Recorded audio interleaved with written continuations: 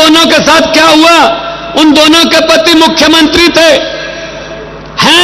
मुख्यमंत्री हैं, और दोनों के पति बहुत लोकप्रिय मुख्यमंत्री हैं और बहुत एक सामान्य घरों से आए हैं। क्या कसूर है उनका?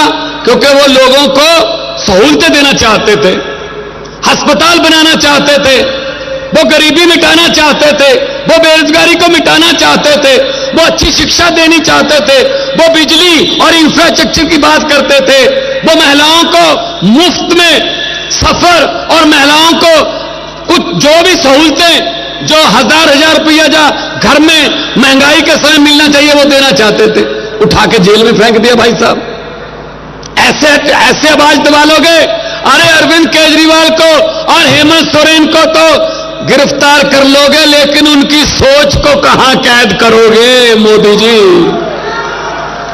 ये 2 कुर्सियां खाली पड़ी हैं, ये 2 कुर्सियां खाली पड़ी हैं। मीडिया वालों को मैं कहता हूं क्लोजअप लेके रख लेना, ये खाली कुर्सियां ही बीजेपी की सभी कुर्सियां खाली करवाएंगी, देख लेना। इन्होंने समझ क्या रखा देश को? यह देश किसी के बाप की जागीर नहीं है, यह देश 140 करोड़ लोगों का देश है, देशभक्त लोगों का देश है।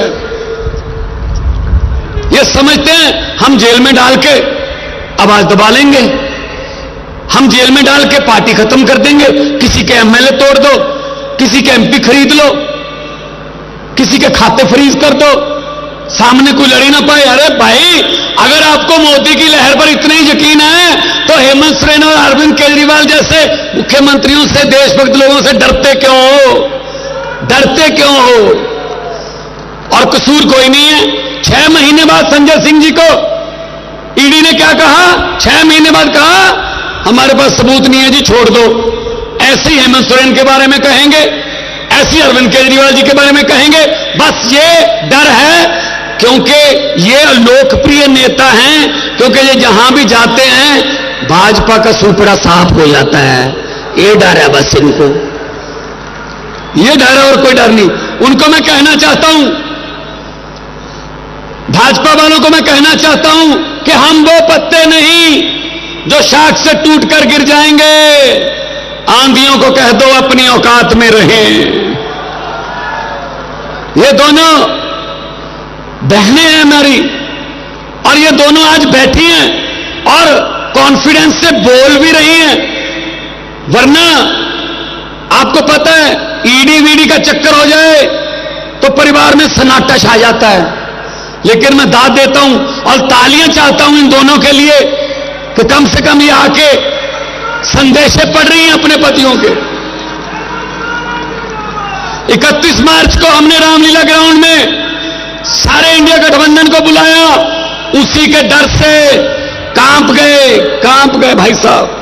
अभी कल हुआ है मतदान, मुझे पता चला है कल वाले मतदान से हिल गए, क्योंकि कल 102 सीटों पर मतदान हुआ है, उसमें से 80 से 90 सीटें इंडिया गठबंधन को आ रही हैं, 80 में से 90।